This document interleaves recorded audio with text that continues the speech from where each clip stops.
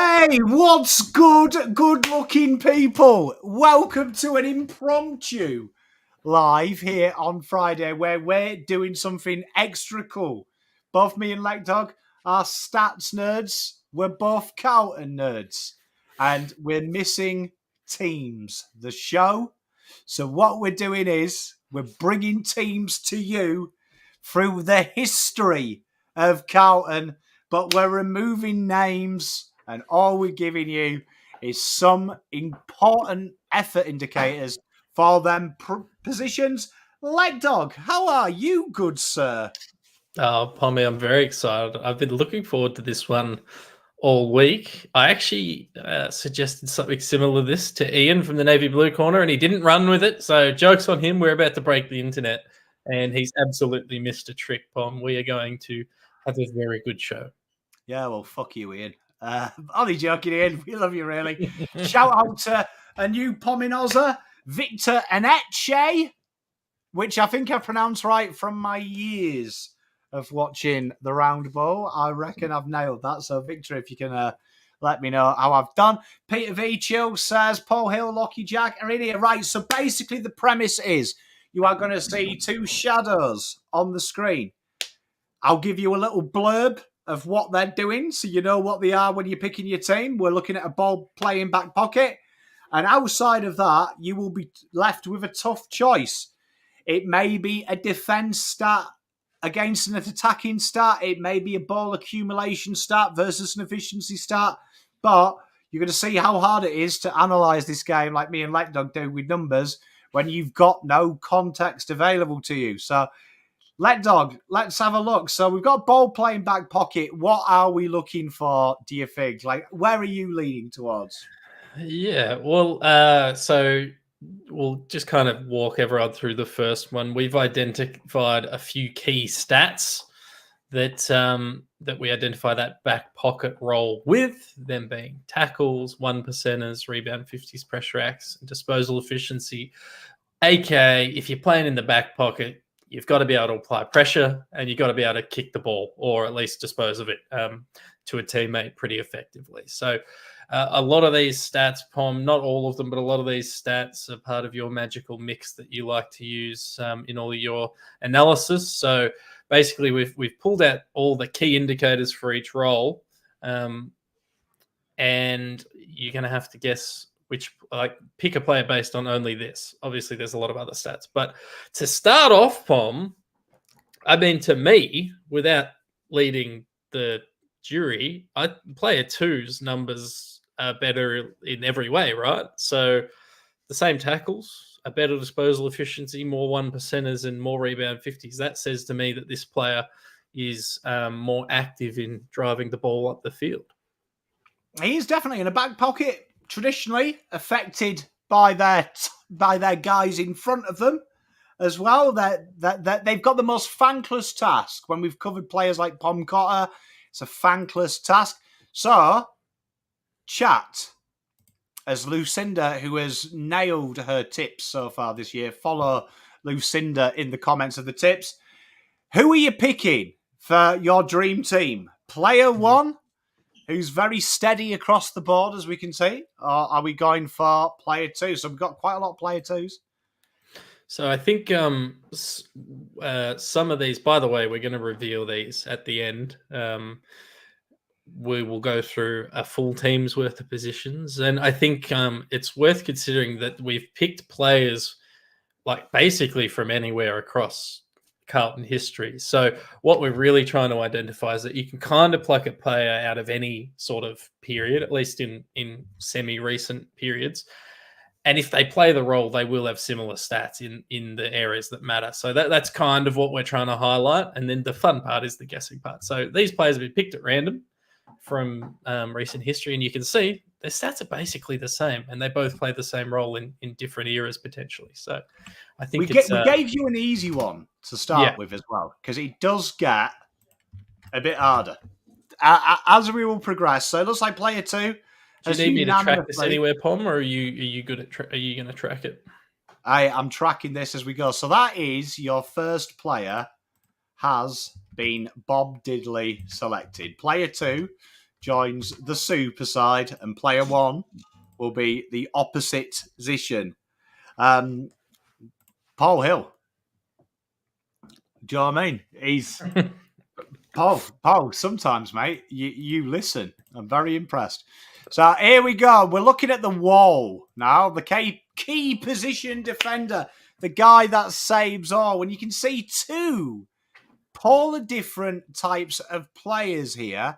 Do you know what I mean? You've got one who's the more ball-using, more standard one, where you've got the guy on the other side, though, who is just obviously a pure intercepting, marking genius. So, very interesting, this one, because player 1's stats, I can tell you, are very standard across the AFL. If you ever wanted Mr. Average, player 1 is Mr. Average, where player 2 has the higher scope. So, Leda, what are we looking for a key position wall? Is it important?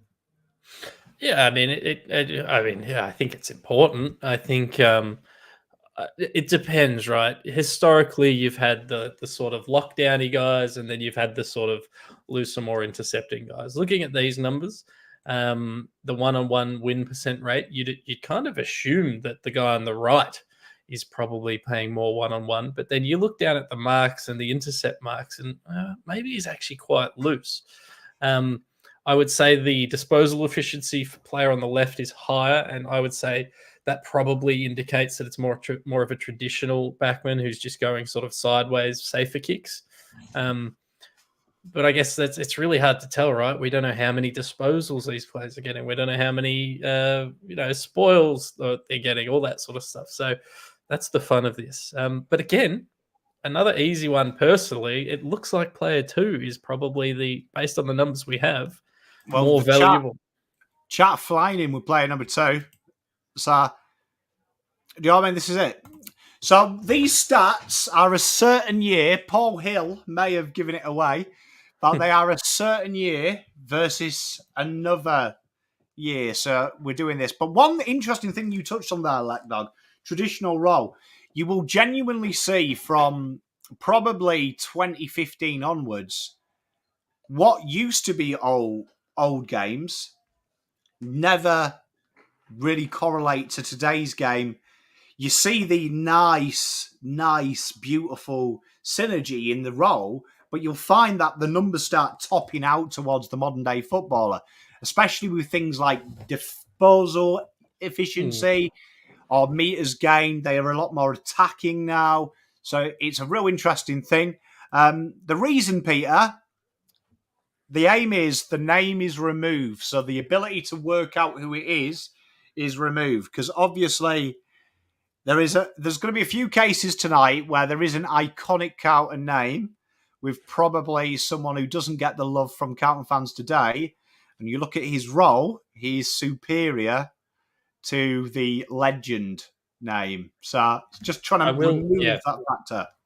And I will say we put some restrictions on how many games a player would have had to have played to qualify for this. So there's no one in here that's played one really good game. There's at least a small sample size of data from anyone we've put in this list. Mate, spot on. Well, it looks like player 2 has won this one.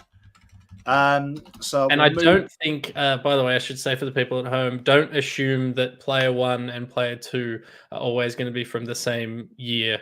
Like we've shuffled it around and stuff, so that you can't just assume player 2 is like, Patrick Cripps and player 1 is, I don't know, Kane Lucas.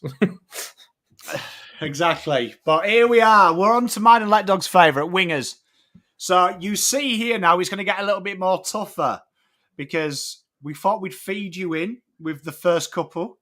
And then what we'll do is we'll create some separators. So you can see here, the guy on the left, player 1, probably more of the very similar player, but obviously stronger in the air versus anywhere else. As you can see, goals though, more of a goal kicker, getting a bit more forward. But you can assume from this that one of them's going to be is more used on the exit than marks. Usually when you got a high mark, but both of these players are incredibly two-way running because anything over 0.2 and 4 score involvements for a winger genuinely shows quite aggressiveness. But the marks would indicate he is very strong defensively. There is we've got marks there twice, but I think that's fine. That's just a typo. But yeah, like it basically, what do you prefer? Do you prefer a little bit more presence in the air, or do you prefer a little bit more presence in the front half? This one's a tough one. I actually, and I'm being completely honest, I can't remember like the players we've chosen. So this one's almost a flip of the coin. Do you prefer someone who hits the scoreboard, or do you prefer someone who gets, an extra mark every couple of games? It's an interesting one, isn't it? It is an interesting one. Chill's going player 2 here. I mean, what he loses in marks, he gains 4 in offensive stats. I like that. I like an offensive winner. I lean towards player 1 in this scenario because I like my wingers to defend. Yeah, I think given the numbers we've offered up for the people, it is quite difficult. I think that extra mark is probably more effective than the 1 extra goal. If across a season, that's probably 2 goals difference, whereas it's probably I don't know, 10 marks difference. And presumably if you're a winger, you're taking marks on the defensive side. So I don't mind the player 1 choice, Pommy. Mate, we'll let you choose in. I can see it's pretty split at the moment. Which yeah. I like. It's right now. It's literally 50-50. So we need someone else to jump in and have a vote. Mate, tell you what, it might sway you, right? It might sway you. But what we were looking at the bottom one, just imagine it's not marks, it should be tackles. Tell you what, I'll change it while I'm talking. I've got the template right in front of me. Boom. That will sway people. The tackles is in favour of player 2, 2.5 to 2.4. Gavin Whelan says player 2, it's a trick. To be fair, we're not tricking people. We're just offering up the core stats for each position that we value. I mean, there's a little bit of skullduggery because it is obviously a blind test, but it's not necessarily a trick. Hey, look, I would never trick you, Gav, would I? Gav, mate, honestly, mate, would I do that to you? Still player 1. Player 1. It looks like player 1 is there. I reckon player 1's just snuck ahead.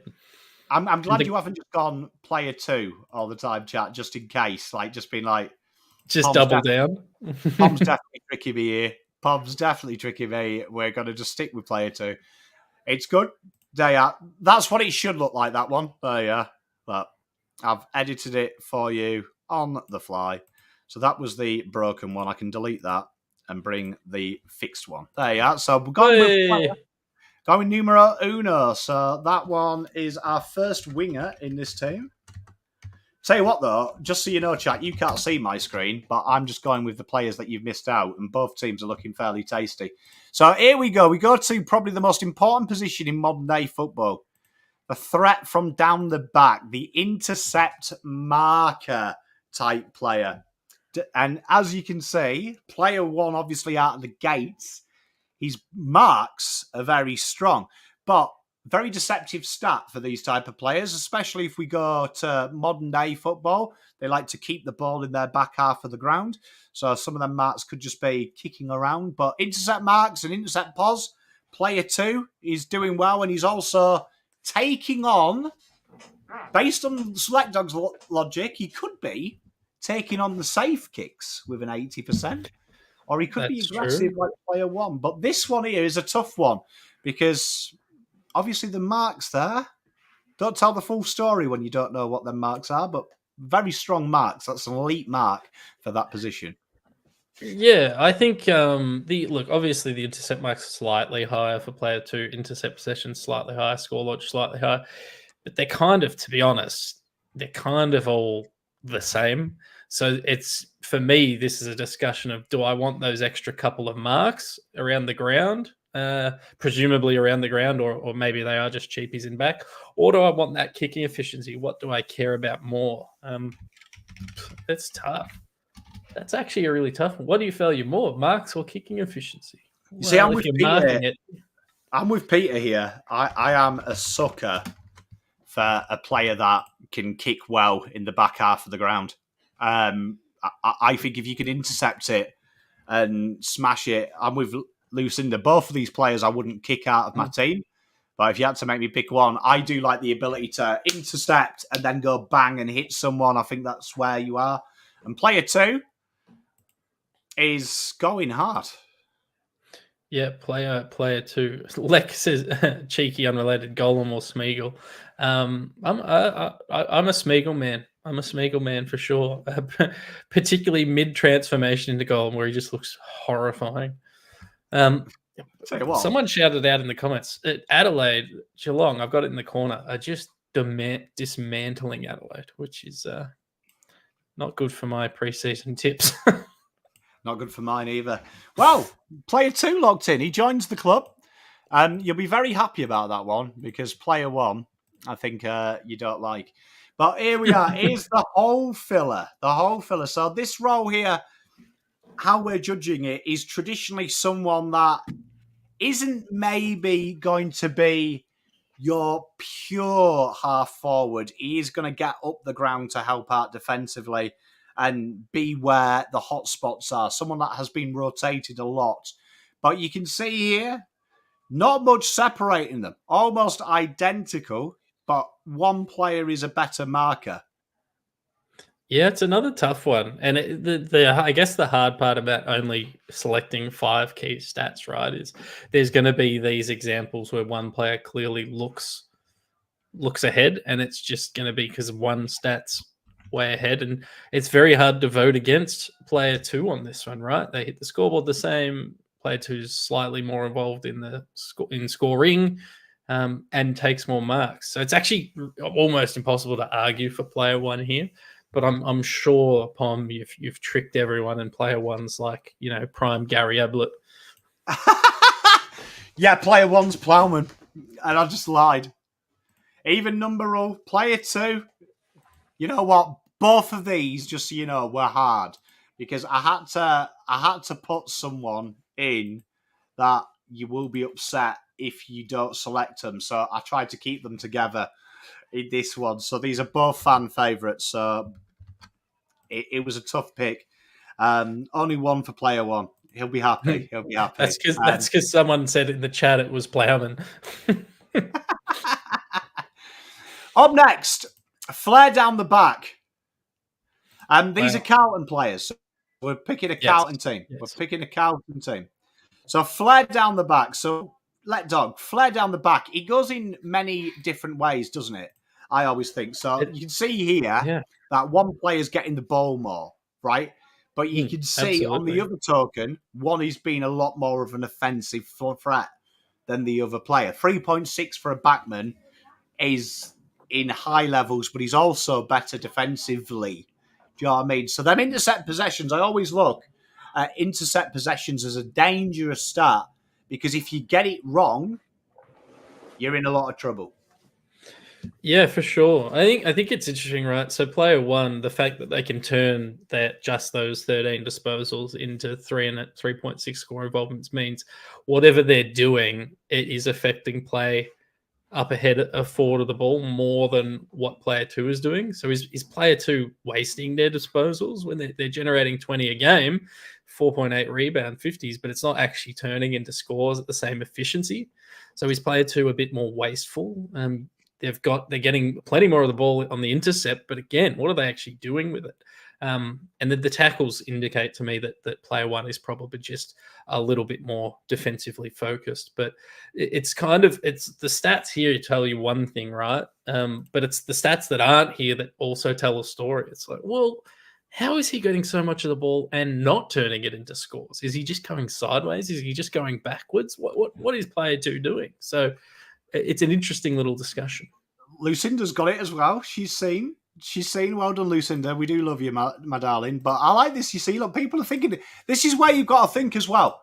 because this is really where, when I'm doing my draft previews, some of the numbers can look beautiful, and then you watch them play, and like Dog says, you're like, oh god, that's a bit wasteful though. Do you know what I mean? That's a bit wasteful. But this one here, you guys have booked the trend. It looks like you are going with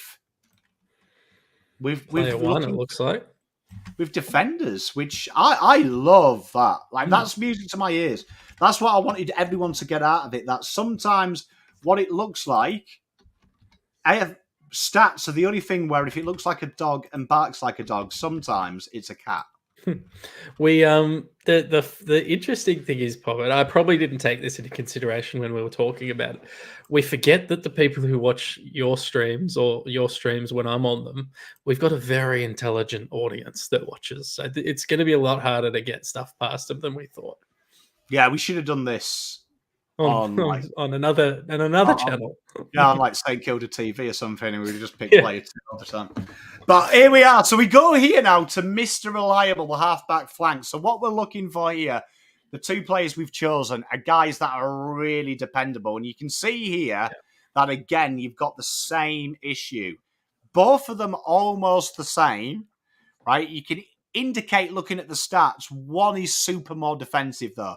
One is playing that more traditional lockdown role. He's not really charged with getting the ball outside of 50. He's in charge of getting the ball safe when it's inside 50. So you can see the rebound 50s and the tackles, the 2 fluxes, but you can see everything else is pretty much the same. So with this type of player here, he's obviously in the team because he's reliable in 2 different ways. One, he's reliable across the board. The other guy is probably going to do a job and just lock you down. So this is probably the hardest one we've had. Yeah, this one is tough. What do you want? Do you want tackles, or do you want someone who's getting the ball out of the defensive 50? That's basically the information you have. We've been leaning towards defensive players so far, so I guess you could say, well, we need someone to get the ball out of there. But again, it's are we picking a best 22, or are we just taking each selection? I'm interested to see what the chat is vibing. Hey, I like this. We got a big split. No, you haven't missed any. We're on to the next player now. We just started, so player 1 getting a lot. Player one. It is. It's a tough one, Davey, me old mate. It's tough because this is literally one of them. What do you prioritise more? It's why I saw someone on Twitter the other day say defenders defend. And I always counter when people say defenders defend, the midfielders midfield, the forwards forward. Like, what does that mean? But there is so many ways. And like you say, some of them, tackling is probably the most core fundamental of defending. But so is getting the ball out of the fucking danger zone as well.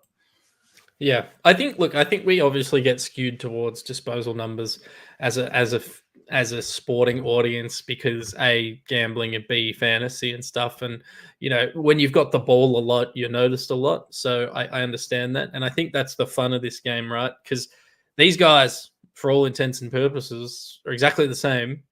And now it's just, what do you vibe? Are you a defensive, or are you a slightly more offensive preference? I think that's... I like that. I like that, Lucinda. Tackle doubles as a goal assist. I like that. That's a good way to think of it because a lot of people forget the goal assist usually is on the back of the hard work from the poor bloke getting it out of the ball. Yeah, that's true. That's good, that, Lucinda. No, this is just for funsies. Double whammy. We are blind picking a team using stats. So that at the end, we will show you the team that you've picked, though, as a community. This is the best one. We're now into the real excellent cool bits as Jace all the way from NT. Good day to you. So, the point of difference in the middle. And you can see here, this is a real tough one because one is obviously that goal kicking mid. The traditional point of difference, the guy that comes in, snags a goal, where on the other side, you've got a guy that is working incredibly hard defensively and setting his team up. So this is like, it's like who was better for Geelong's midfield here, Dangerfield or Selwood? It's kind of like that mindset. The guy that is the end product or the guy that is just the team player. It's a tough one. Yeah, it is. And like one of those things Obviously, 28 is more than 22, and 4.8 tackles is more than 3.4. But how often do we say, geez, I'd love a midfielder to step up and kick 20 goals in a season? And that's what player one's capable of doing here. So it's a tasty one. I think if just gut feel, I'd probably go to player two and hope that when we get to the forwards, we find some goal kickers.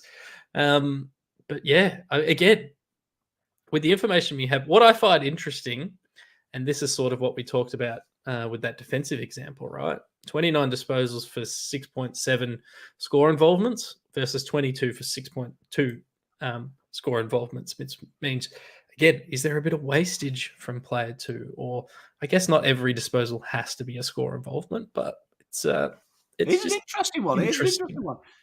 Jace, just to catch you up, we are blind picking a team just using 5 core metrics. So you know what? That is probably my favourite one we've done because both incredibly good players. And both, I think, if you go to one era to the next, would definitely be walk-up starts in the midfield and very good players. So, Davey, Davey, is this Cal versus Cripps? It could be. Basically, we put everyone's name into a hat from, as far back as we could go stats-wise. So it could be, and it's a player's stats for an entire season. So that's where these numbers come from. One player, bloody Brendan Favola versus Brendan Favola right now from 2 different seasons. It's not, but it could be. That's changed, hasn't it? Yes. No. Yeah, pod in mid. Where were we before? There we are, pod in mid. There we are. So we're now on the workhorse mid. So the workhorse mid. So here we're looking for someone that does everything, really. Someone that is really in charge. So if you've got a player like last time with 29 disposals, just under 29 disposals, or just over it, what you're looking at there is you want someone to get a lot of disposals because we've got him out of the way, though. You do want that guy who is reliable, who gets the marks, who does the hard graft. And as you can see, these guys here do the hard graft. And we've got 2 really good players here. We've got one guy that's working out defensively with the marks. We've got one guy, though, he's stronger in the clutches, a little bit more hard edge. 2 good players, though.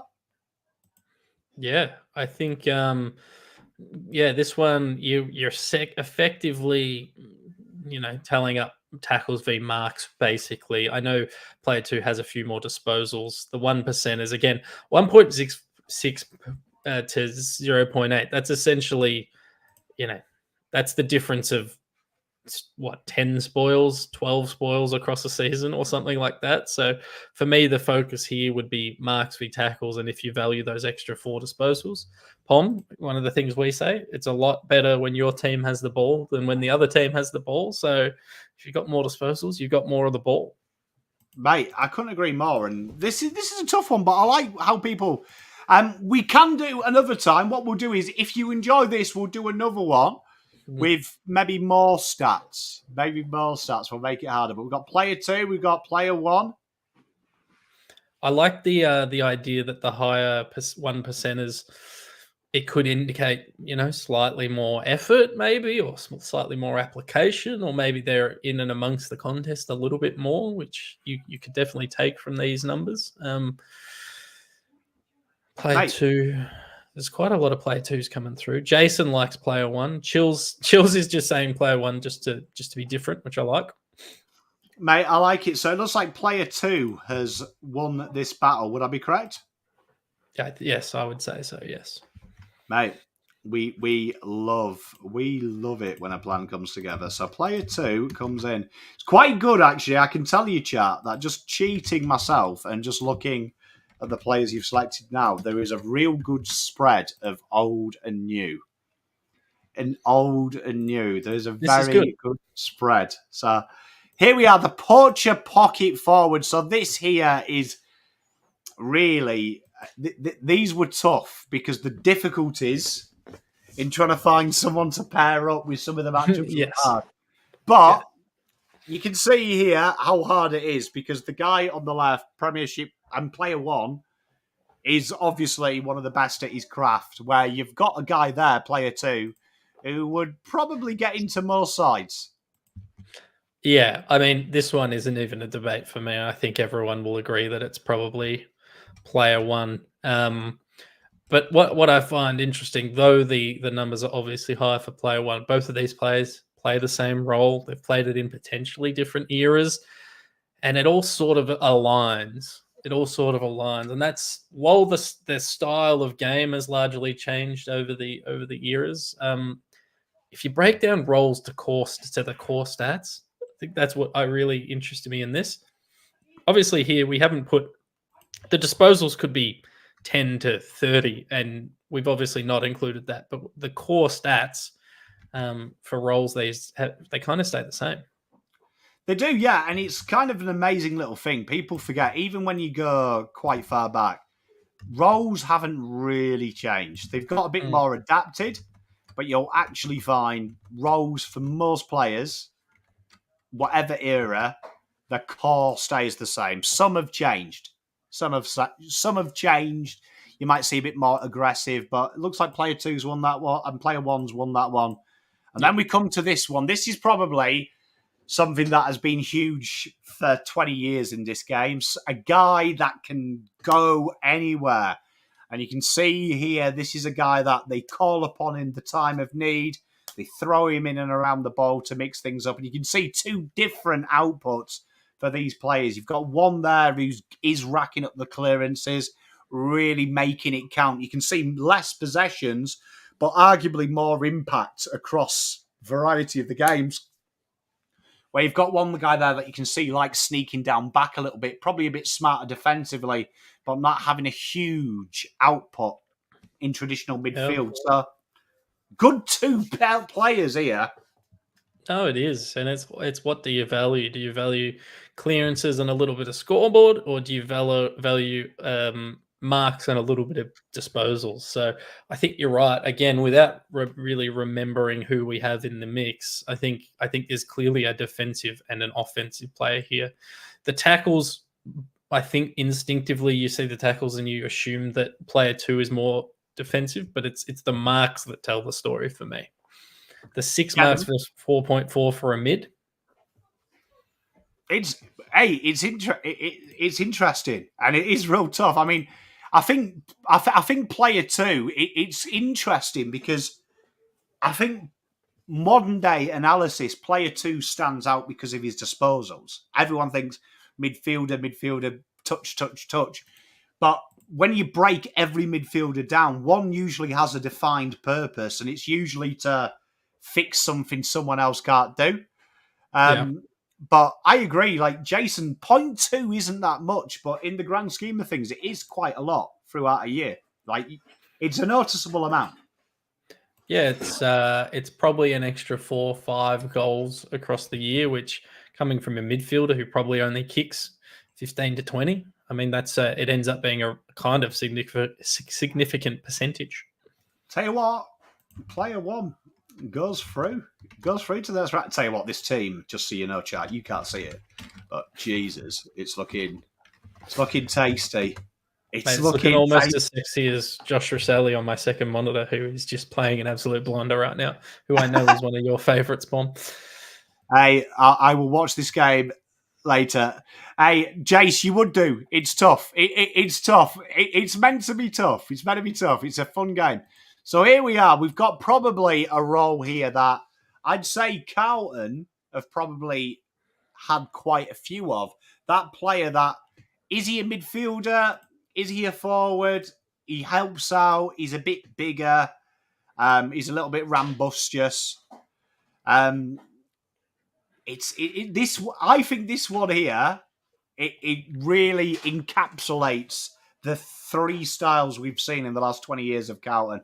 One who's maybe more of a mid, learning the craft, versus one who's a real tough bugger.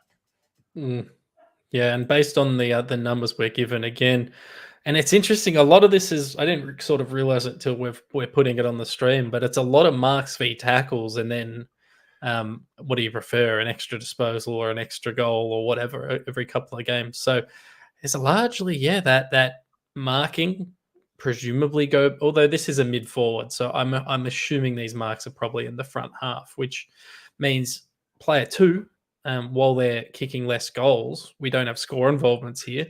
Maybe that extra 0.6 of a mark a game is equaling an extra goal to the team per game. So there's a lot to consider, a lot to let your little minds wander, Chad.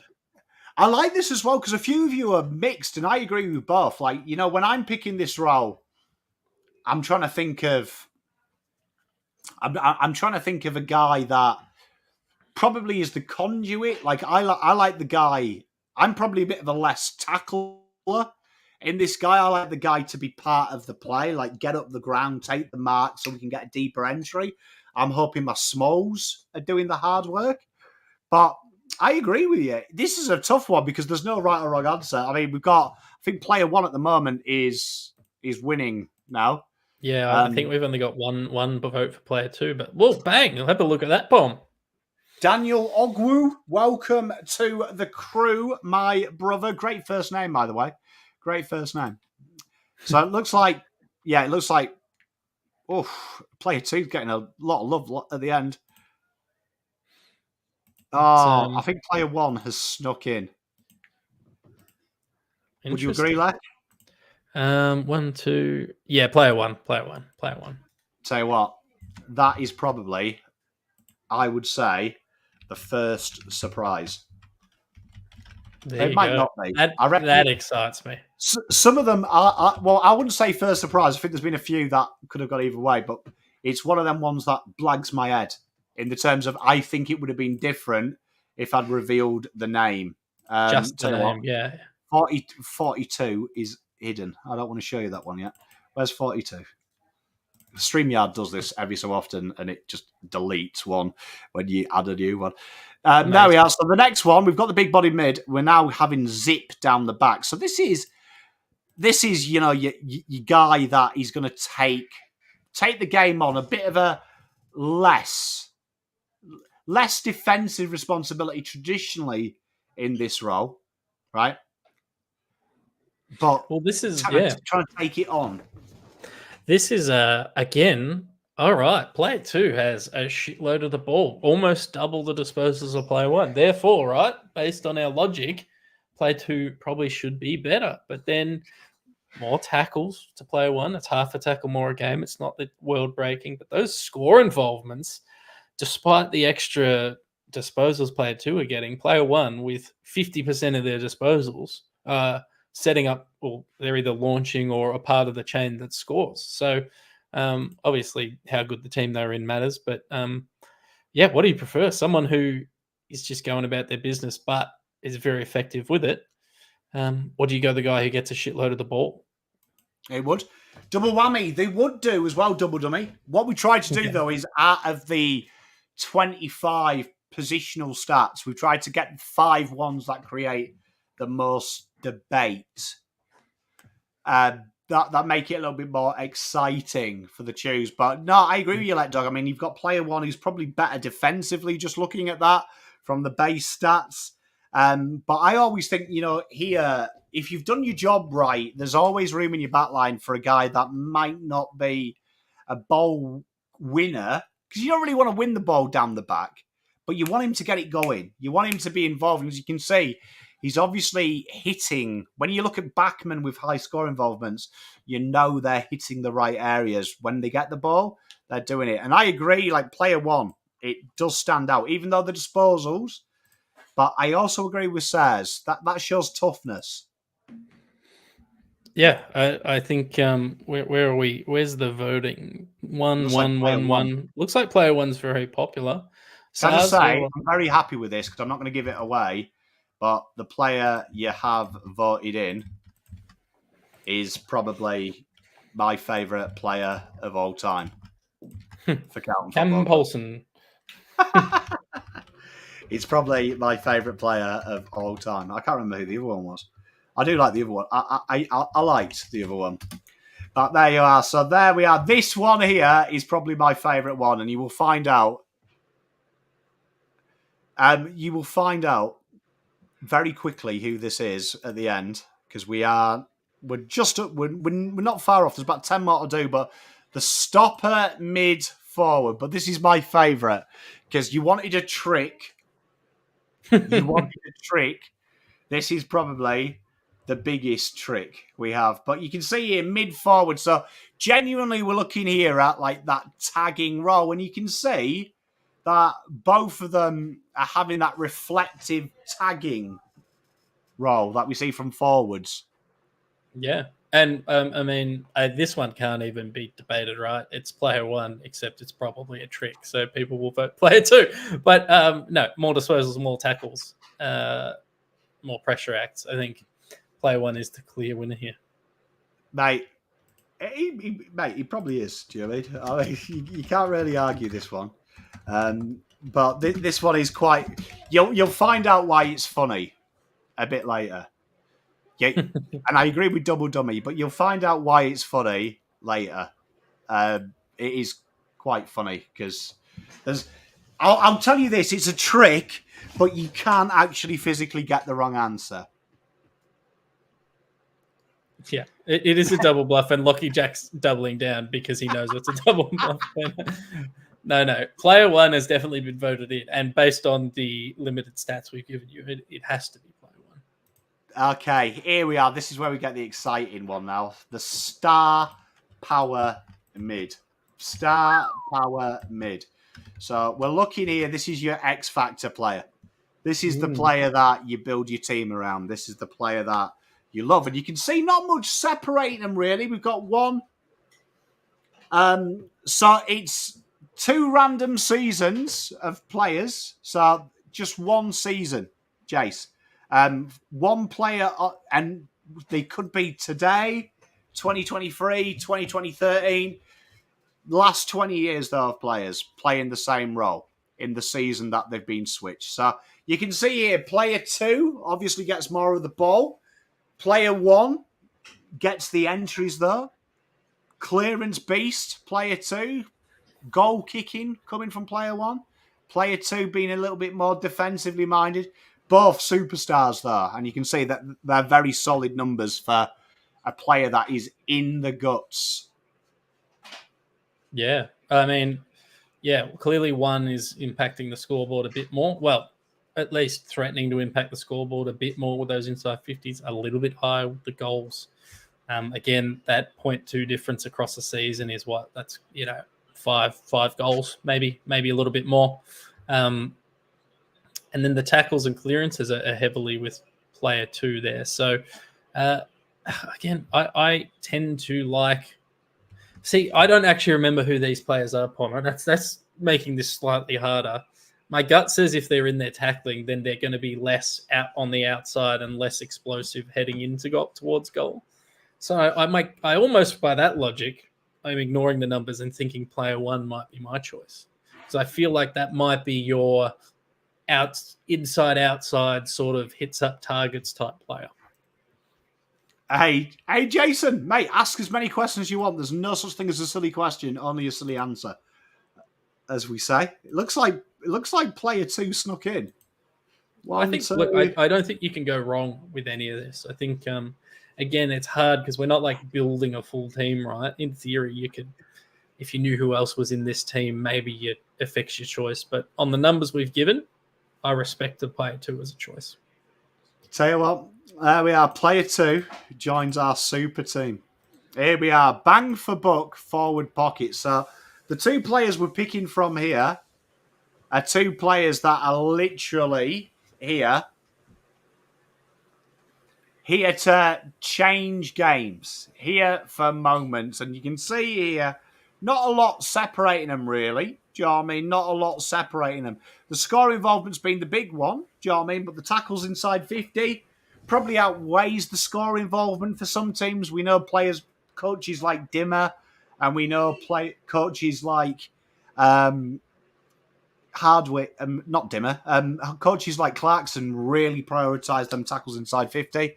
But both very good numbers for a small forward. Yeah, and I think because just for a little bit of a look behind the curtain, we kind of limited ourselves to the players we were selecting. So these stats show that player one's numbers are better. The tackles inside 50 difference is slightly minimal in the favour of player two. But equally, if we open this up to a few more stats, like, player two might actually have, I don't know, 2 goal assists a game versus none for player one. So we've intentionally made this quite difficult. But on the numbers we have in front of me, I will vote for player one. Looks like player one's in. Lucinda, you'll enjoy that trick. The trick one that I did, you will enjoy because it is quite funny. I mean, when I came up with the idea of taking the piss a little bit, it did make me laugh. It did make me laugh. Sorry if you can hear voices. People are walking in front of the office, deciding to be as loud as humanly possible. Terribly sorry, you younger stuff. Call my name. I was all about Grandad, not you.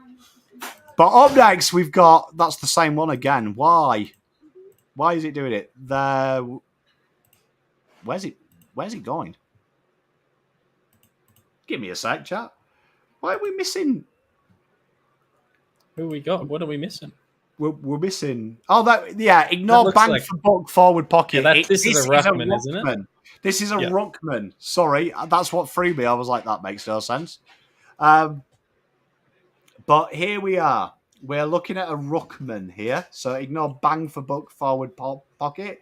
This is a pure ruckman. You can see here, the first choice ruckman, not much to choose from here. You've got one who's a better hit out win percentage. Mm-hmm. And then one is obviously, more of a clearance specialist. So this is where you kind of view, what do you view your ruckman as? Do you want him to win hit out purely? Or do you want him to be part of the team? Yeah, this is a tough one for me, right? So player one wins more hitouts. Maybe they have less contests. Player two, presumably, my gut feel is they're probably in more contests, given this slight increase in disposals and clearances. And then player one obviously has that extra half a mark a game, so maybe they're a little bit more mobile than player two. So this is a really tough one. I think I like player one as my personal choice just because of that efficiency with the hit-out wins and minimal difference with anything except marks. But again, imagine, I don't think any of these would be the case, but imagine if Pito was averaging an extra mark or even half a mark more a game when he's in the team. Wouldn't we all be happier? We'd be much happier. Marks from your ruckman are good. No, I agree.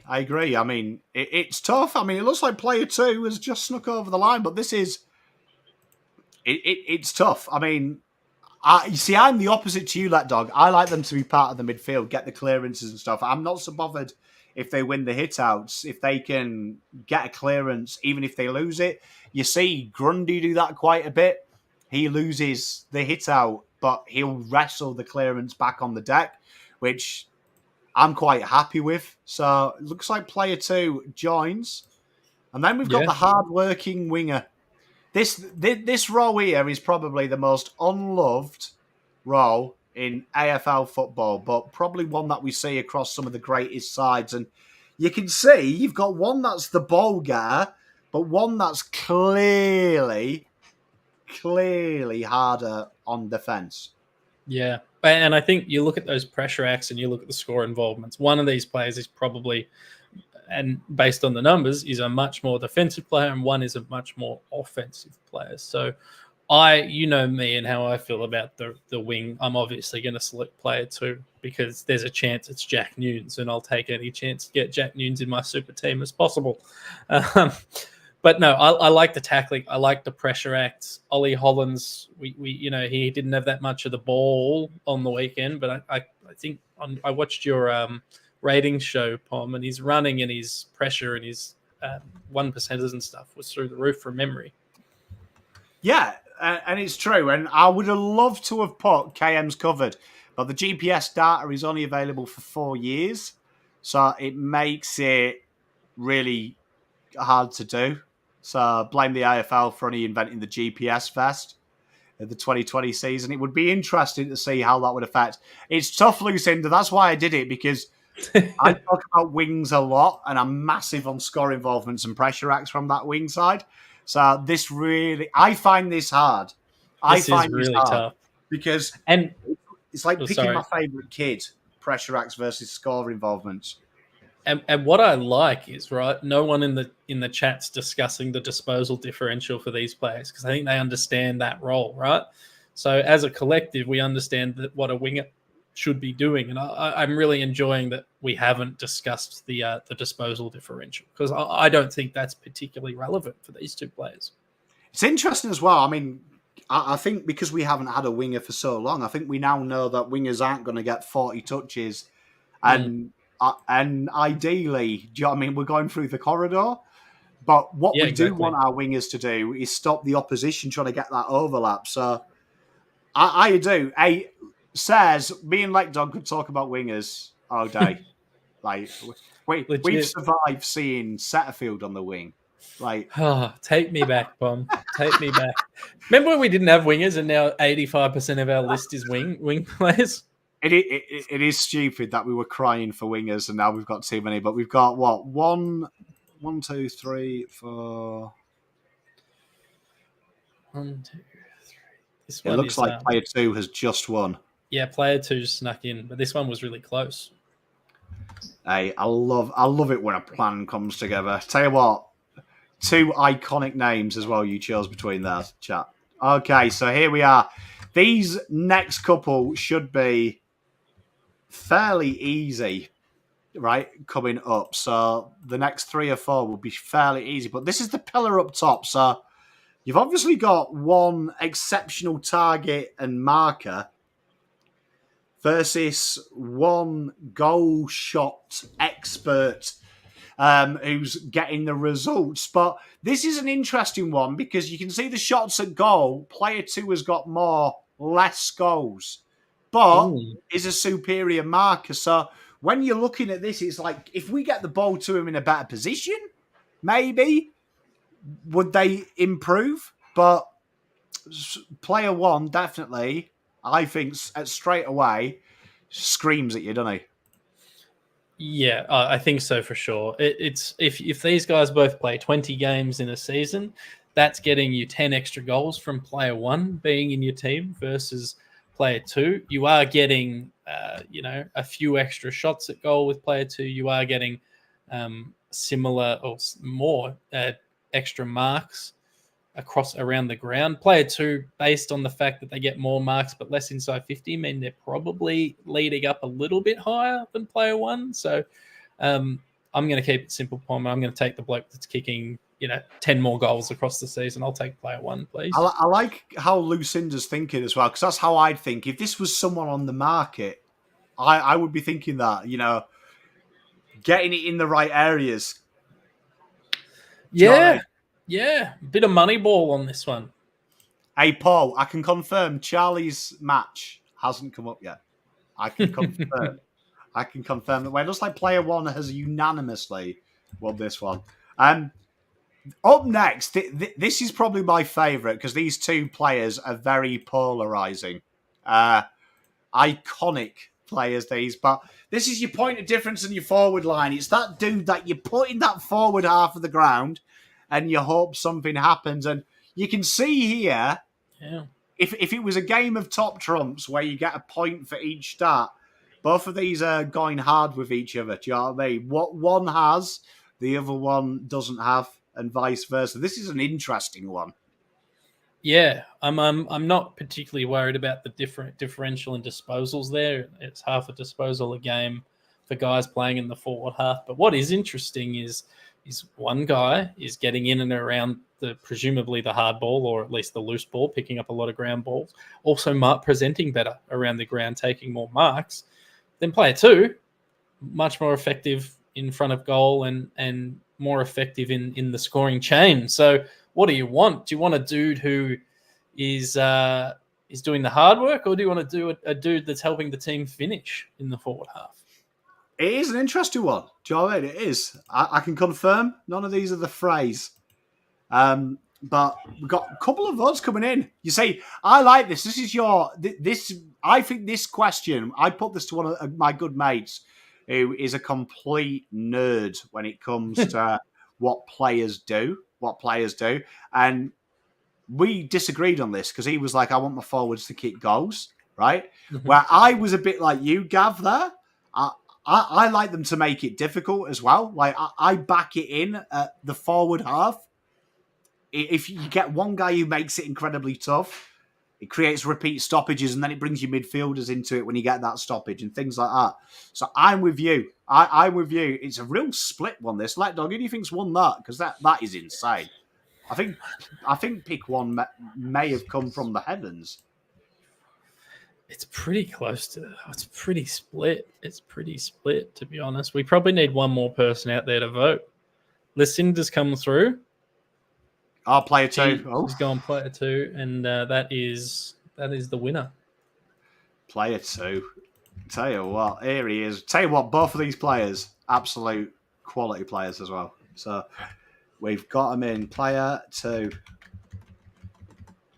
Tell you what, both of these teams, just so you know, I'd love to. You'd pay. I'm looking at the screen now. You would pay a lot of money to see these two teams go at it. Here we are, the big man up top. Here you are, big man up top. So you've got one here.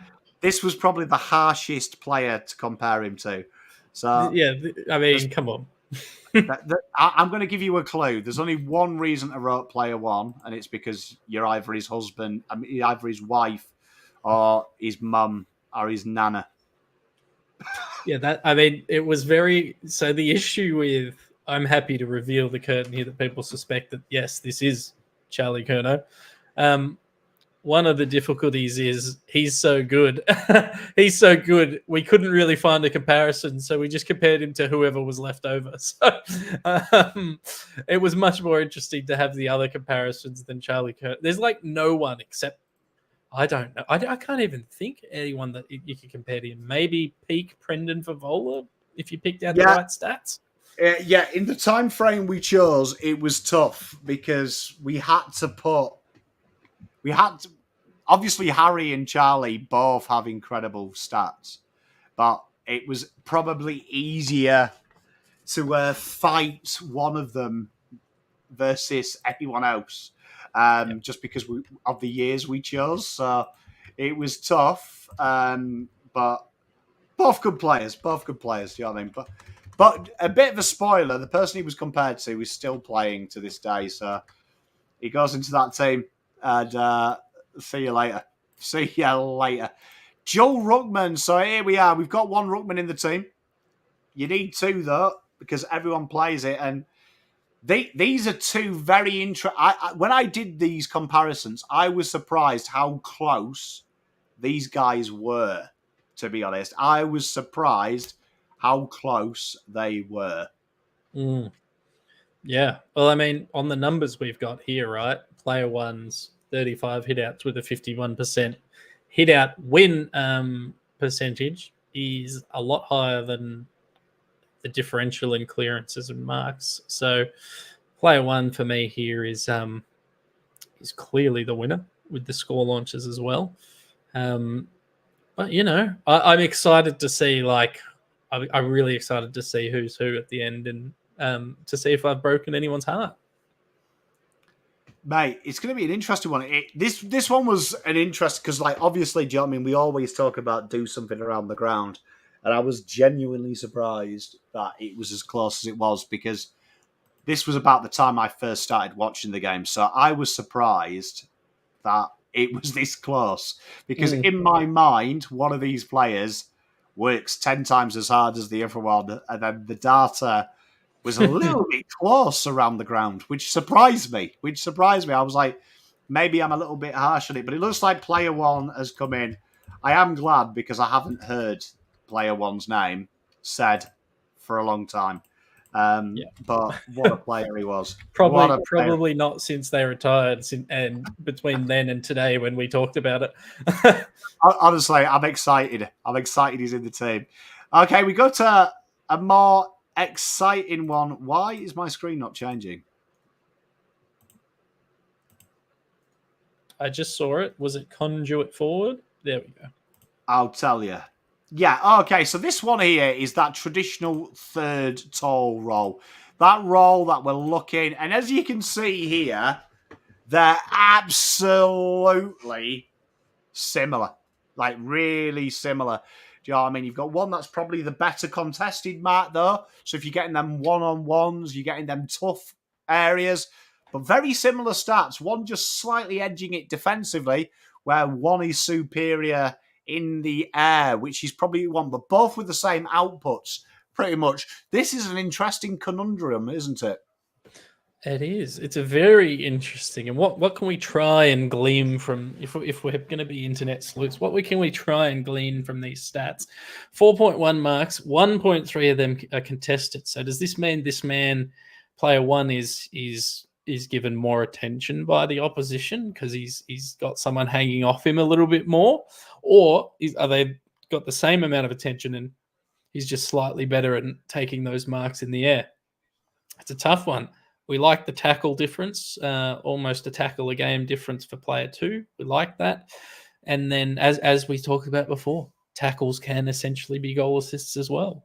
And then score involvement's half a score involvement, a game difference, which isn't massive, but it is a point of difference. So what do you think, community? It is an interesting one. The contested marks, I threw them in there, just like that dog said. It's one of them ones, like, it tells a story, doesn't it? Like, I mean, when you've got a contested mark, it means he's definitely taking someone off somewhere else. That's what I always think. Apologies, I'm assuming my my phone just started playing. Yeah, my phone just started playing the footy. I was like, why is that dog looking in his earphones? Yeah, I was losing my mind. I was like, what's going on? So I reckon player two has won this one pretty consistently. What, player one? Player two, I believe. I was gonna say I thought it was player two. Yeah, player two you threw me there, that dog. I was like, what? So I'm thrown by hearing the terrible commentary from the football coming out of nowhere.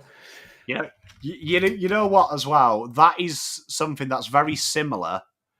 They're very similar players, but legit, there's no way we would have had a conversation for 3 minutes. Yeah. If you'd seen the names. Just so you know. That's one of them. This one isn't interesting.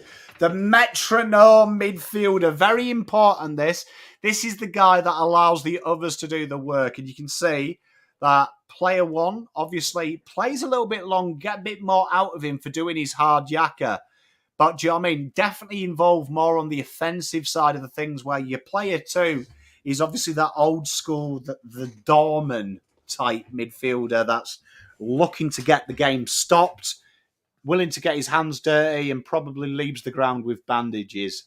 And I think one interesting point here, and that's probably why we've put it, is that time on ground, right? So the fact that player two is only on the ground for 2/3 of the game, do they not have the tank? Are they maybe, I don't know, are they a tagger? I'm not really sure. But that's a rather substantial difference, like just in terms of your rotations and your tank. So that's probably something player one definitely has going for them, plus the goal assists and the marks. So you are based on what we've been told here, I would say player one is probably more aerobically gifted than player two. But clearly player two likes it in around the contest. He was definitely more aerobically gifted. That is a fair call. I agree. Time on ground, Ryan Mel says, is TOG. Time on ground. This is quite tough. Yeah, and the fact that we're putting time on ground there says we probably were running out of numbers. But it's no, I think it's an interesting difference. So it's 1, 2, 3, 4, 5, 6. Oh, player one's snuck this. Yeah. Player one. You little gem.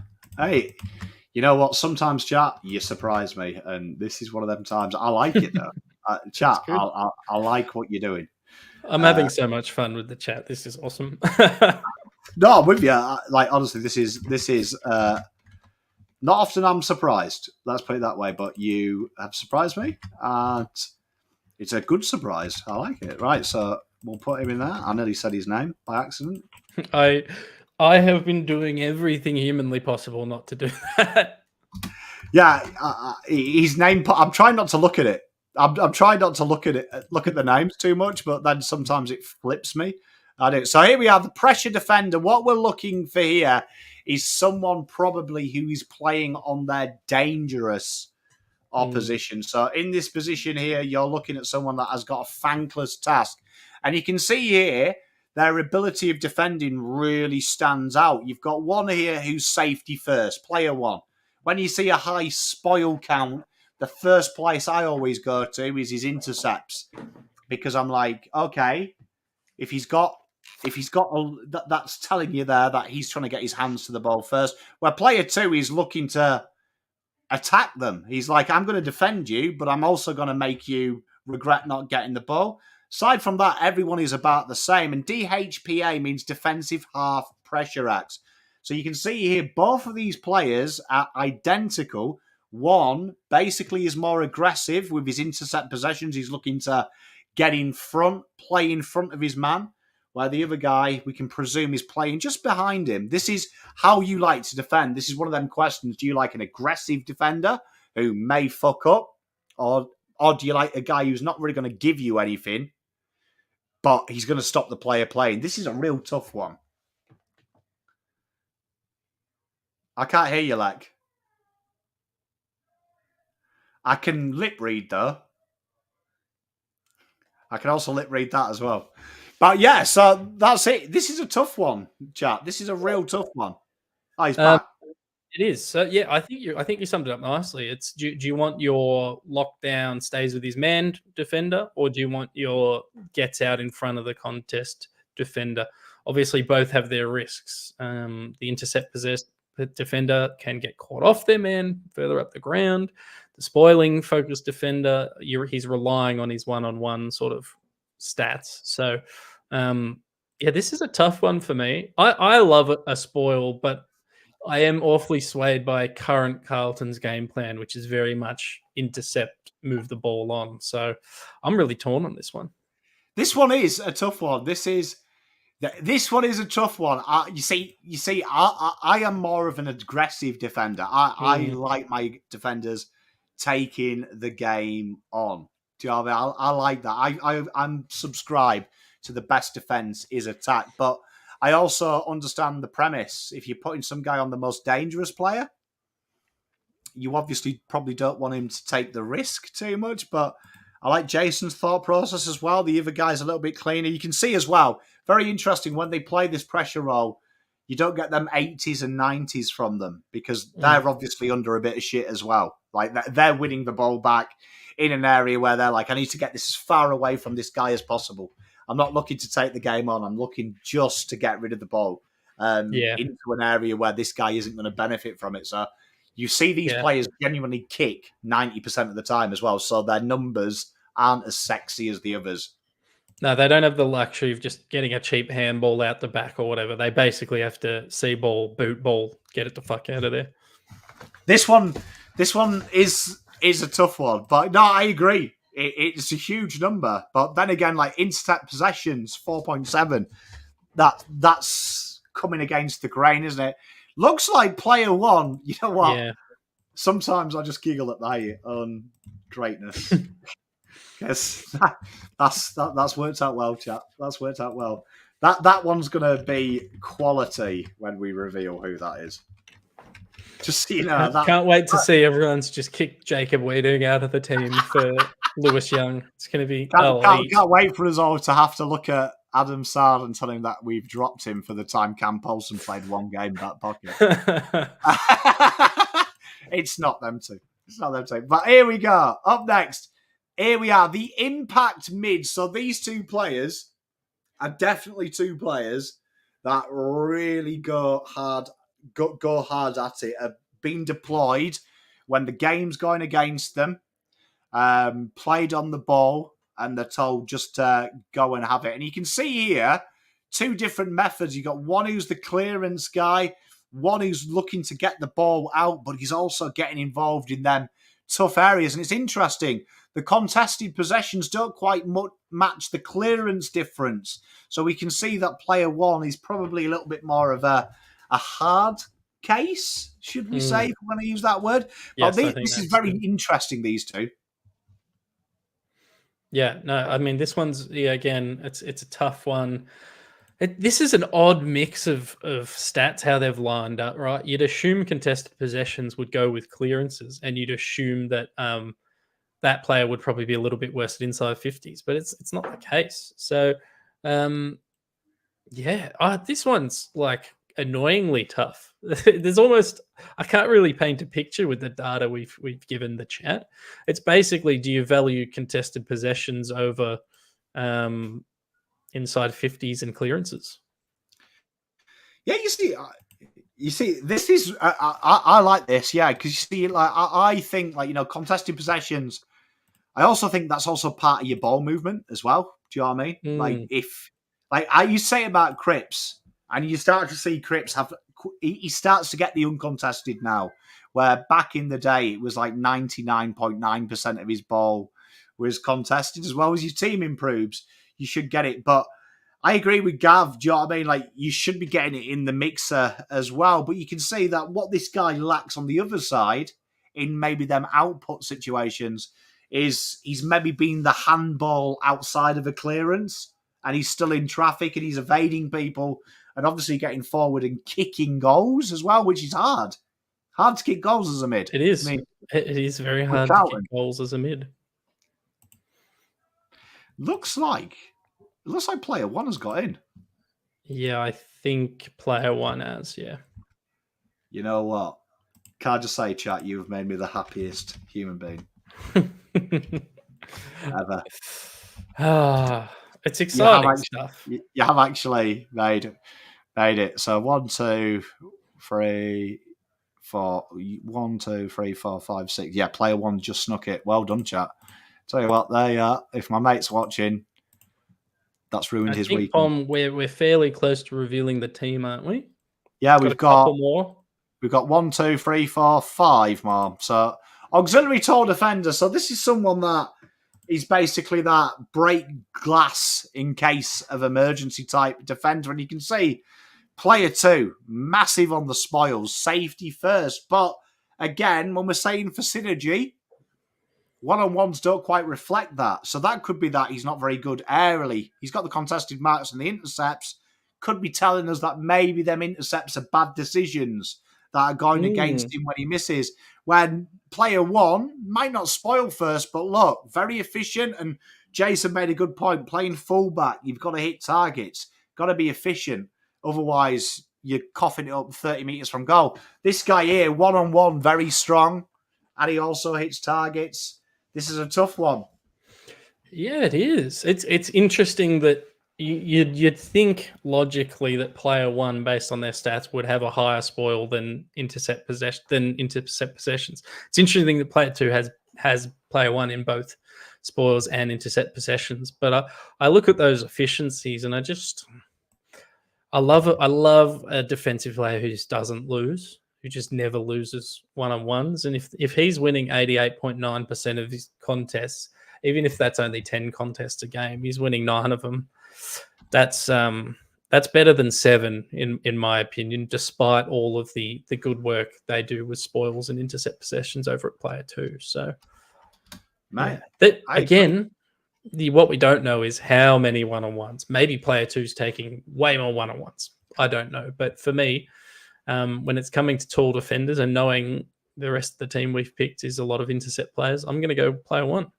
I agree. Player 1 has bucketed it in. Here we are, all-round tall defender. So this is someone that's coming in, might play one-on-one, might play loose. He's doing it all. He's switching it in. And you can see there that obviously we can see that player 1 obviously a little bit better on the deck when the ball goes there, which will come into it if you're that medium size. You're not always going to get a hunk of a bloke. You might get Lockie Plowman, say. That was his job. He could play on a small or a big. But we can see Number 2, definitely that type of player that looks to take the game on. From being the third tall, we expect about a 70%. That's passable. It's quite hard, but he's obviously taking the game on. He might not be tackling as much, but he's looking to take them on. So that would indicate if he's playing a small player, he's probably looking airily to get in front of him. Yeah, and I think already the people are talking about this player 2 ahead, and I think I agree based on the numbers. The tackles are nice for player 1, and it probably gives us a slight indication that they're more of your hard yakka player, but those marks and intercept possessions are enough for me. Mate, I love it. I love it. And here we are, player 1. Oh, wait. Player 2 joins the team. No, I love it, chat. Player 2, he joins the team. So we're down to the last couple now. And we've got the roaming third tall target. So this is that guy that's leading from the pocket. We just talked about medium-sized tall defenders. This is that forward. That forward that's roaming up the ground, trying to get that mark 50 out. This is it. Was Plowman's stats bad? They weren't actually that bad, as other players go. It's more of a reflection of where he was. I think when he got the hate, they weren't as bad as the hate. Once he got the hate, no, they were probably as bad as the hate. His issue was always his sort of decision making, I think, but people never really took into consideration the fact that 1 week he was playing on Charlie Cameron, the next week he was playing on Tim Membry, the next week he was playing on, Jade Gresham, whoever it was. He kind of just had the shit end of the stick every single week. So, and he also played a shitload of games, which speaks to his value internally. Yeah, well, this one here, double dummy, nails it.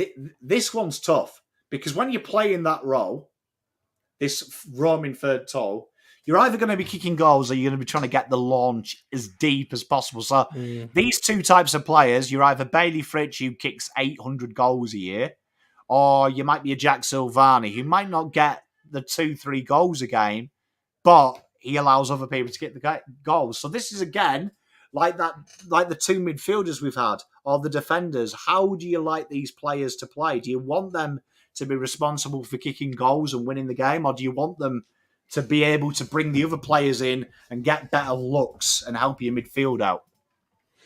Yeah, I mean, I like my tall forwards sort of pushing up and taking marks.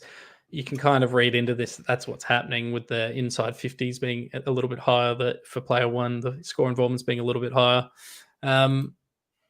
If does the extra score involvement, I mean, that extra score involvement could be a goal, which then takes away the differential in goals for player 2. So I'm leaning towards player 1, but it looks like there's a fair bit of player 2 love happening.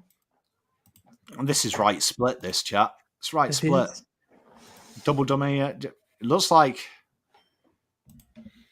player 2 is, player 2. Tell you what, a bit of P2 love. A bit of P2 love. You know what, as well? He'll be happy, right? This guy will be happy he's got in the team. I know personally he'll be happy. Do you know what I mean? If we send him a message on Insta after this and say you're stuck into the greatest Carlton team of the last 20 years, he will love it. But here we are, back up small. So what we're looking here is a small forward that maybe is on the peripheral. Both of these players, when they were picked, were on the peripheral. So they were waiting for opportunities. They were waiting for a small forward to die or get injured. Yep. But these were their numbers, and you can see very similar.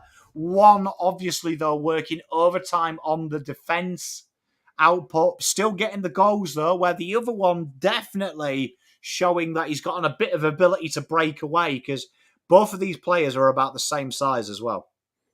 Yeah. So, what do we value more? How many tackles is a mark worth? If it's 1-to-1, player 2 has to win. If we think marks are harder to do than tackles, then marks wins. The slight uptick in score involvements is essentially nothing. Slight uptick in goals, it's essentially nothing. This one, they're basically the same player. Not much difference in them. I mean, there really isn't. Do you know what I mean? And you know what I mean? There's about 9 centimeters between them, 10 centimeters in height. Do you know what I mean? Which Doesn't really explain the mark change, but it does. But the tackles it shows. You know what I mean? Small and mighty. Player 2 has shit this one in, Pommy. Hey, do you know what I mean? Icon. I think Lucinda's onto absolutely onto every player comparison we've done. Just hey, it's good. It's good because all these stats, it's once you learn stats, you can work out who and does what in the team. So this is quite good. So the man of the hour forward here, we've given them a really sexy name. A little bit of a clue for who one of these players is. So everything has had a clue. We're down to the last two. But here we are. You've got one here who is obviously, do you know what I mean, that defensive specialist in the forward half.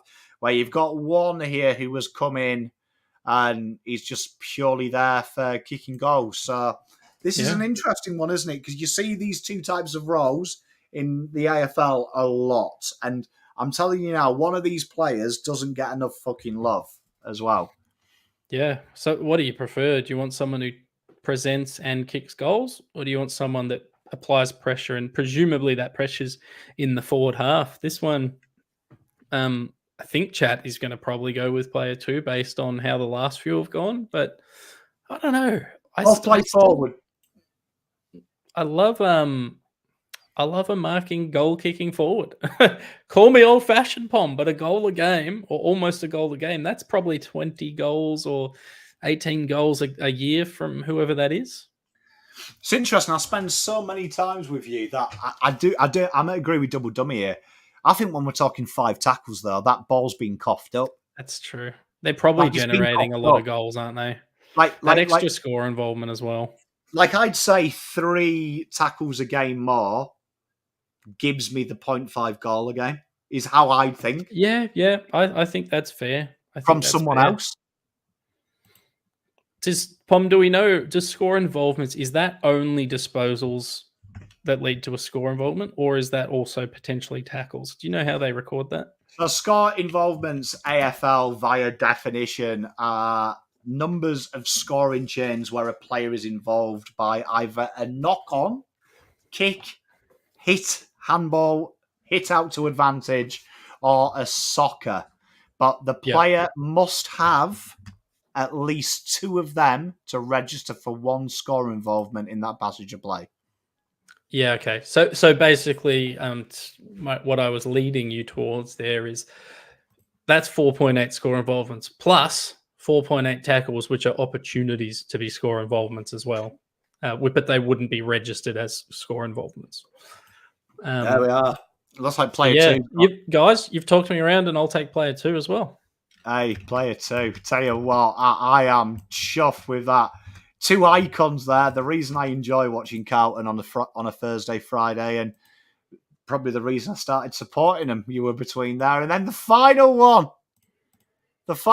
Every good side needs a smooth, tall defender. And here you are. You've got Mr. Player 1. Very, very traditional player who just literally takes the marks. Decent disposal efficiency, decent one-on-one percentage versus the other guy who is going hard at attacking the ball in the air. Like Dog, we've had this conversation a lot. What do you like your defenders to do? And it's why I say it's so ambiguous when people say defenders defend. In today's game, there's 1,000 ways for defenders to skin a cat. I'm going to guess that disposal efficiency is supposed to be 80.3, by the way, not 0.3. But for player 2. Disposal efficiency, I'm just editing it now because I saw it. Where is that guy? That's 73 flat. 73, okay. I know there's the rebound 50s there, and I know that player 2 is getting the intercept possessions, but I think that the solid marks, the accompanying with the good disposal efficiency and the slightly higher one-on-one win percentage. Personally, I like a dour defender, so I'm gonna back player 1, but I totally understand if the collective wants that slightly more freed up player 2 defender. Freedom, I won't let you down. will not give you Although up. chat, I'm surprised. Chat is all agreeing with me that everyone is voting for player 1. So there you are. Disposal efficiency fixed. Player 1 joins the crew. Who the hell was player 1? I can't remember. Oh, there we are. I remember now. Now we get to do the fun bit, Pom. Right, are you ready? What I'm going to do is we're going to go briefly through them, and I'll just tell you who you voted, but we're going to do it in a different way. So, right. This is, Ryan and Melissa Brooks say they love my rap skills. Thank you very much. Chat, yeah, you get it all here. Okay, right. So if I do this, present, share screen, selection table. Oh, crows have Can hit you the see front. Says chat. You see that one? I can see your screen. Yes, your canvas screen. Yeah. Okay, so what you've got. There, yeah, that's probably a bit better. So this was your first selection, right, chat? This was a choice between Heath Scotland and Jordan Boyd, and you chose Jordan Boyd. Right? So the next choice was Jameson, Jammer versus Wheaterin, and you chose Wheaterin. Correct. So you did well. I loved Jammo, by the way. I loved Jammo. Yeah, so did I, mate. I mean, we do love a bit of Jammo. This one here is brilliant, right? Cade Simpson versus Blake Acres, and you chose Cade Simpson. Thank you, community. Bless you. Bless your hearts. I'm pretty sure I voted for Blake Acres there, but bless you. It's tough. And then we had Threat from Down the Back. This was a choice between Lockie Henderson and Mitch McGovern, and you chose Mitch McGovern. You chose it. Can you imagine if you... That's why I said you'd hate yourself if you got this wrong. This one here, fans' favourites, was Dennis Armfield versus Matty Cottrell. And you chose Matt Cottrell. Wow. Well done. Well done. They are basically the same player, let's be honest. Jobby, you did. You did very well. Up next was Flair Down the Back. This one was Sard or Tui. And you chose Tui. I don't know why that's funny. He was very good. But I know that's going to break some hearts. Right, I enjoyed it. Right, and then Mr. Reliable, it was Skywalker versus Nick Newman, and you chose Skywalker. I reckon a couple of people in chat cottoned on to that one. Job, mate, you did well. Then the point of difference in the middle was Mark Murphy versus Walsh. You chose Walsh. Right, up next was the workhorse. That was Brock McLean versus Chera. You chose Chera. Good job, everyone. Gartlett versus Owies. You chose Gartlett. Correct. Swiss Army Mid. Sam Doherty versus Bryce Gibbs. You chose Bryce Gibbs. Well, me. Mitch Robinson versus Matt Kennedy. You chose Mitch Robinson. This one was the one I am so proud of you, chat. Chris Yarren versus Zach Fisher. You didn't buy the disposals. You chose Chris Yarren. Well done, chat. This is the one that I laughed at. This was Ed Kerner versus Ed Kerner. You picked Baby Kerner, but it was Ed Kerner versus Ed Kerner. That's why I enjoyed that one so much. But I forgot about that. That's very good. Yeah, you picked the baby one. This one was the one that you were very split. It was 7-6. This was Cripps versus Judd, and you chose Cripps. Wow. Wow. Hey, you went full Owen Wilson of it then. Wow. Up next, you've got, this was probably the most exciting one. We've got the Master probably versus the Apprentice here. Motlop versus Betts. You chose Betts. Mm-hmm. I don't Which, think that's 2013 bets as well, I believe. So it was the best Betts. This was the Rook. Right? This was the Rooks. This was TDK versus Cruiser. And you chose Cruiser. Cruiser. You chose TDK. Chose TDK. For this purpose, blue is 2023, yellow is 2013. Gav, that'll make it easy. I lied when I said they weren't all going to be from the same year in each column. I lied. Up next, you had the wingers, the mental wingers, and I've lost where I am. Where's Rooks gone? Hardworking wingers. This was Ollie Hollands versus Kane Lucas, and you chose Ollie Hollands. Well done, everyone. Harry Mackay versus Jared Waite. You chose Jared Waite. Wow. Keisha versus Connors. You chose Connors. It's good because Jared Keisha doesn't even know who Jared Keisha was. Charlie Kerner versus Levi Casbolt. You chose Levi Casbolt, you dogs. I'm only joking. You chose Kerner. Yeah, you chose Kerner. How good would that have been? I would have probably quit YouTube, to be fair. This one was the interesting one. You debated this for a while. This was Robbie Warnock versus Mark Pitternet, and you chose Robbie Warnock. Someone did guess in the chat that it was Robbie Warnock. I was very proud of them. I think it was Paul. This one was the interesting one. And you know what? This made me laugh because the vote that tipped it over the edge was Lana Owens, who is the super fan. This was Jack Silvani versus Sam Rowe. And you tipped it to Jack Silvani, Lana. Wow. We thought that might have gone a different way behind closed doors. We did, yeah, and it nearly did, but Lana, something told you. You brought him in.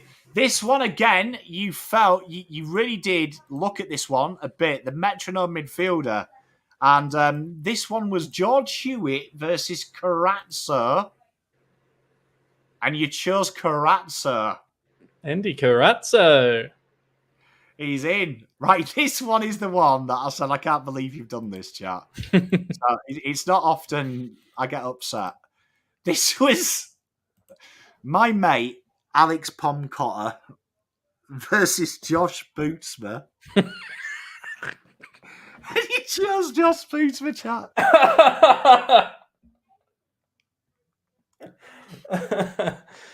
Oh... Josh Bootsma would probably get a game at the moment for the Blues in that backline. Chat, I'm never going to be able to look at Pomcotter again.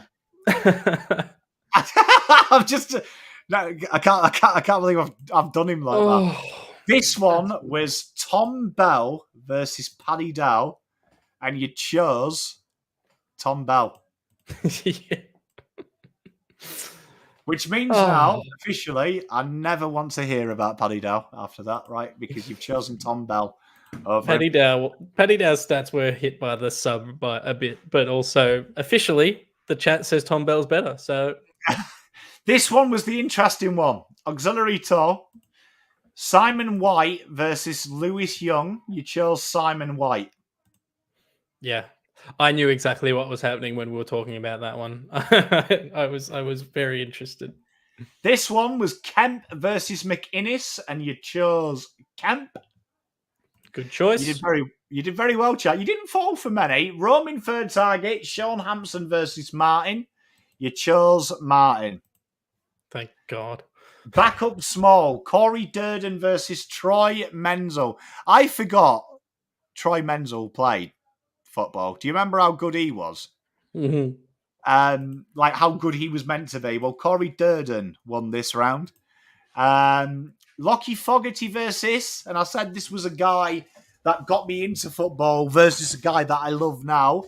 This was the best one. Nick Dygan versus Lockie Fogarty. You went Fog.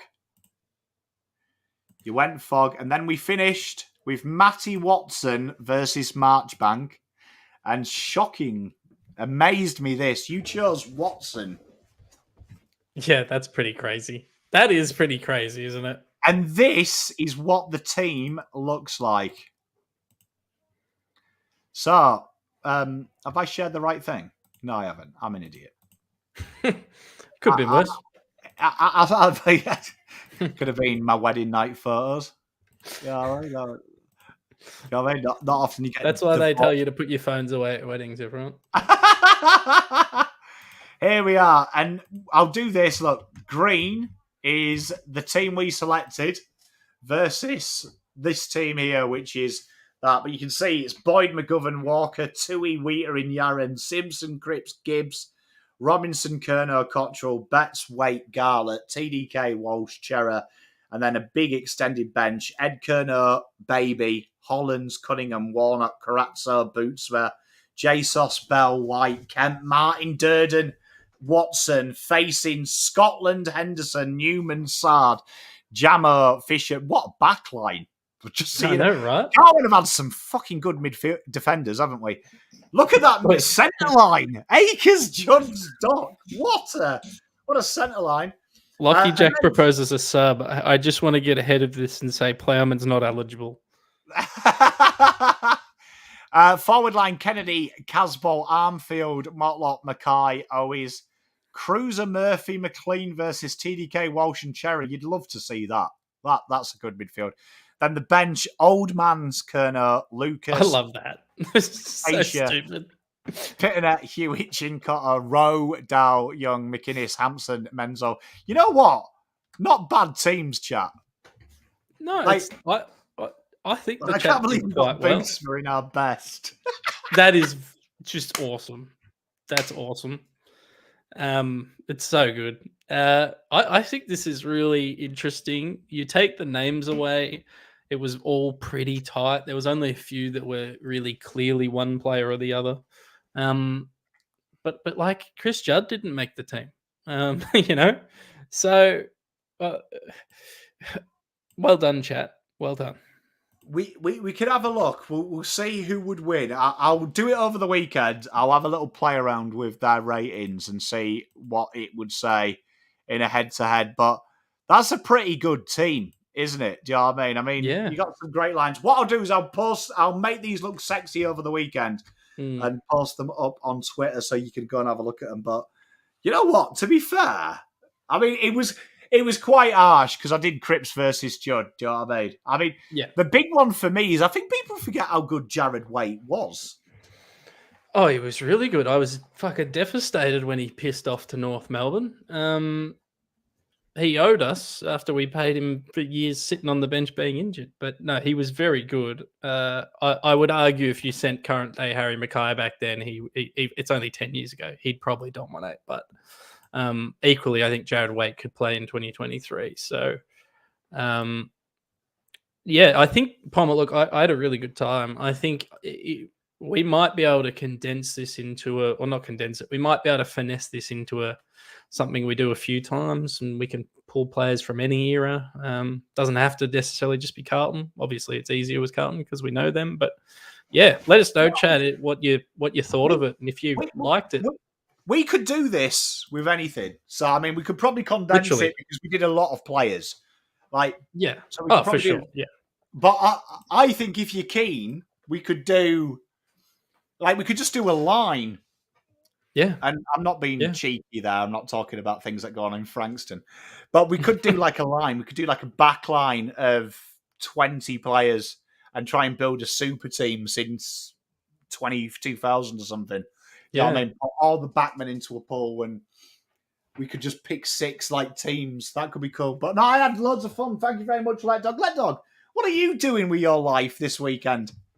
I mean, I've got quite a few things on, but I'll probably be painting models at some point, which if you want to see how I do that or what I do with my time, you can go to my YouTube channel, Alexi Does. Which a few of you have subscribed to, which I appreciate. I'd love to see more subscriptions and more comments. And but basically, I paint little figures. I'm painting a crocodile football team at the moment. So Come along, check it out. Follow me on Instagram, all that stuff. It's very, very good. Oh, you know what? Actually, yeah, I should do that. Well done. Double Dummy, I love that idea. We could do a Premiership version. Yeah. So If today was just 2013 season and just 2023 season, we should say. I reckon that would be quite cool if we took every Premiership side and tried to make a dream Premiership side in the last 20. I reckon that's a hell of a show, like. Oh, mate, that'd be epic. And I'm going to answer Lucinda's question from a bit earlier, asking Hobbit films. Hobbit films, do I just like the film or the book or both? Lord of the Rings only. I like basically anything Middle Earth I enjoy and I can find joy in. My controversial take is that the first Hobbit is better than as a single movie than the third Lord of the Rings movie. So that's my hot take. I actually think that's probably a call, to be fair. Yeah, I spent a lot of time thinking about it. I like a controversial call. I like it when it's not football. But here we are. Look, there you are, chat. You all asked for it. There it is. You can get in there. Go and subscribe to him. Go and say hello to him. Because he's good fun, his old lack. It's good fun. Mate. Well, this was bloody fun. And I'm glad we don't have a bunch of idiots in the chat. I'm glad your chat. We've cultivated a very good chat on this channel, Pom. You have? Hey, our chat the best chat. I tell you, it's certified. But chat, I'll let you enjoy your weekends. Be safe. And I will see you Monday, where I will be doing something. I do something Monday. I've got Terry as a special guest on Pommy Ponders. So check that out. We will be discussing two hot topics that I want you to think about. One, is it okay to appreciate other players that don't play for your team? And two, when is it okay to switch teams? Is there a rule for switching teams? With Tasmania coming in, is there a rule? Is it okay to switch to a team? And when is it okay? So think about that, chat. Much love, everyone. We'll see you on Monday. Enjoy your weekend. Pom and Lek out.